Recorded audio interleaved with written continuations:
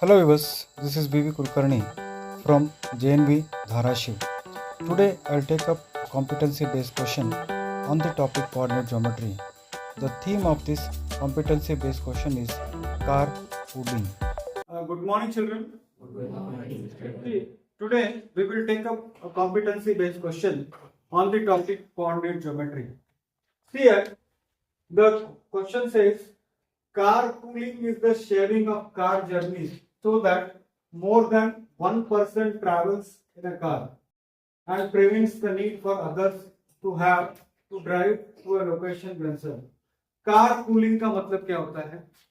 Car pooling मतलब car को share करना. कार को शेयर करना. बाइक आप शेयर करते हो, कभी भी जाते समय आप क्या करते हो? आप कहीं जा रहे हो तो आप क्या बोलते हो? आ जाओ मेरे बाइक पे बैठ जाओ, तुम कहाँ जा रहे हो? पूछते हो ना ऐसे. तो वैसे कुछ जगह पे क्या करते हैं? कार पूलिंग करते हैं. क्या फायदा हो सकता है? कैन यू टेल मी, क्या फायदा होगा कार पूलिंग करने से? हाँ, क्या क्या एडवांटेज हो सकता है? एक तो ईंधन की बचत होगी, ट्रैफिक की बचत होगी, मैन पावर भी ज्यादा. 4 कार रोड पे आने से अच्छा एक कार में 4 लोग बैठ जाए तो ट्रैफिक कम होगा. तो ये सारे कार पूलिंग के फायदे हैं. पेट्रोल बचेगा और ultimately it will help the country also. तो ये कार पूलिंग का मतलब होता है. By having more people using one vehicle, car pooling reduces each person's travel cost such as fuel cost, toll and the stress of driving. देखिए सारी बचत हो जाती है. ईंधन का बचत होगा, टोल का बचत होगा और किसका बचत होगा? Stress of driving. रोज एक car pooling is also a more environmentally friendly and sustainable way to travel as sharing journeys reduces air pollution, carbon emissions, traffic congestion on the roads and the need for parking spaces. ये सारे इसके फायदे हैं car pooling में.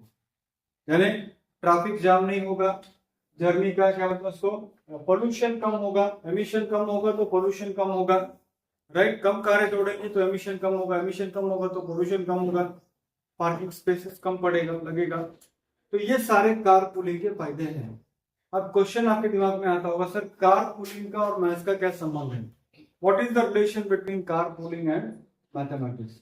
Now let me come to the point. So I hope you got the meaning of the word car pooling. क्या है और car pooling क्यों करते हैं? मैं clear? Now this is the situation given to you. So now you understood the first part now. First part was talking about, in the first part we were talking about what is carpooling. Now let me come to the context in which the carpooling is used in mathematics. Maths में कहाँ use किया जा रहा है carpooling? 3 friends, Amar, Bhavi, Amar, Bhavin and Chaitanya live in a society. एक society में रहते हैं तीनों लोग.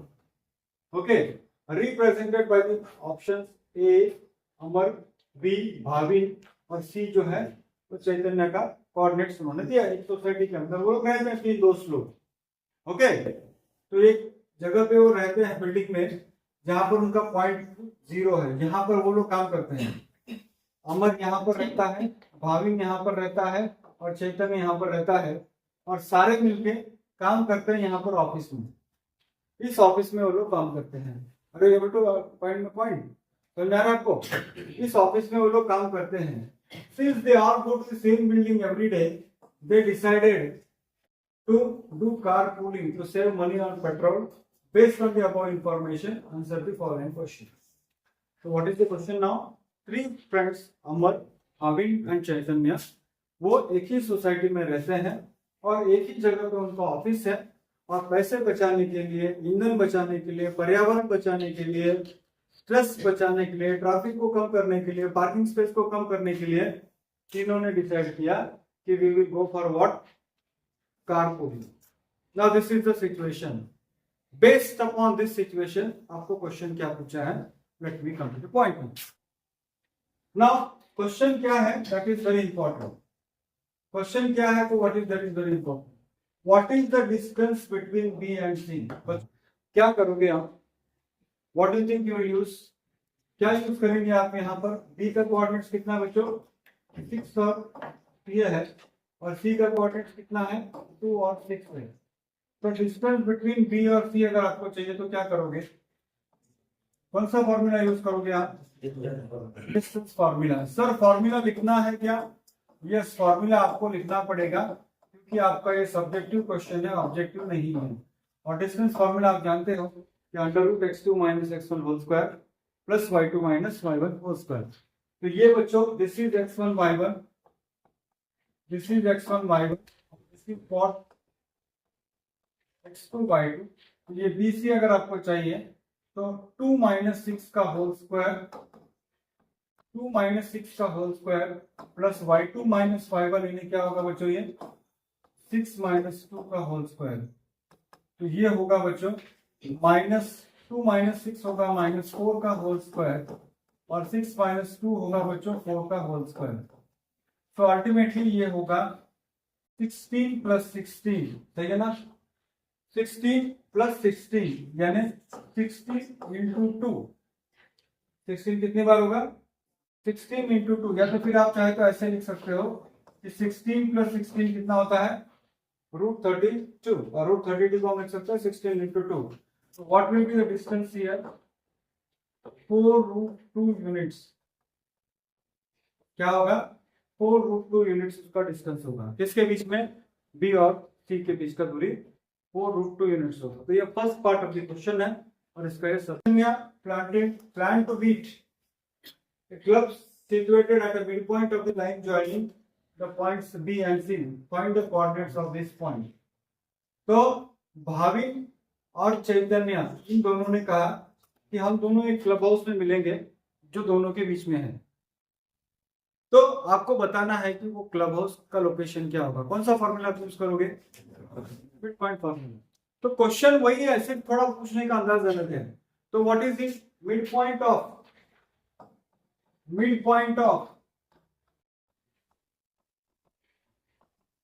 बी कितना है बच्चों, बी कितना है 6 2 और सी कितना है 2 6 is equal to x1 plus x2 by 2 और क्या है y1 plus y2 by 2। Formula compulsory आप लिखो, फॉर्मूला कंपलसरी आप लिखो। तो ये बच्चों ये है x1 y1 और ये क्या है x2 y2। तो यानी क्या होगा बच्चों, ये 6 प्लस 2 बाई 2 और 2 प्लस 6 बाई 2। सो 6 प्लस 2 कितना होता है बच्चों, 6 प्लस 2 कितना होगा 8 बाई 2 कितना होता है, 2 प्लस 6 कितना होगा 8 बाई 2 कितना होगा। तो this is the coordinate of the fourth row में, फोर्थ कॉलम में वो ये है लोकेशन ऑफ व्हाट भाविन और चैतन्य, जहां पर वो आना चाहते हैं फॉर द सेक ऑफ जो भी उनका मीटिंग हो, कंपनी हो, जो भी उनको करना है। तो देखिए क्वेश्चन आपको इंपॉर्टेंट क्या है, मिड पॉइंट, ये वर्ड हमारे लिए इंपॉर्टेंट, मिड पॉइंट ये वर्ड हमारे लिए इंपॉर्टेंट। तो मिड पॉइंट कहां पर आता है, 4 और 4 में आता है। लिखना चाहते हैं क्या क्वेश्चन, ऑफिस से कौन सी सोसाइटी दूरी पर है, also find the distance from the office. Which society is farthest from the office. कौन कौन सी सोसाइटी यहाँ पर है, कौन कौन सी सोसाइटी यहाँ पर है, एक सोसाइटी सी है, एक सोसाइटी क्या है ए है और एक सोसाइटी बी है। तो कौन सा सबसे दूर लगता है आपको, कौन सा आपको दूर लगता है। देखिए डिस्टेंस फ्रॉम द ओरिजिन के लिए फॉर्मूला क्या है, under root X square plus Y square. याद है क्या आपको, अगर ओरिजिन से कोई पॉइंट अगर होता है तो अंडर रूट क्या होता है X square plus Y square होता है। याद है ना आपको, distance of point from the, because एक कोऑर्डिनेट क्या होगा 0 होगा।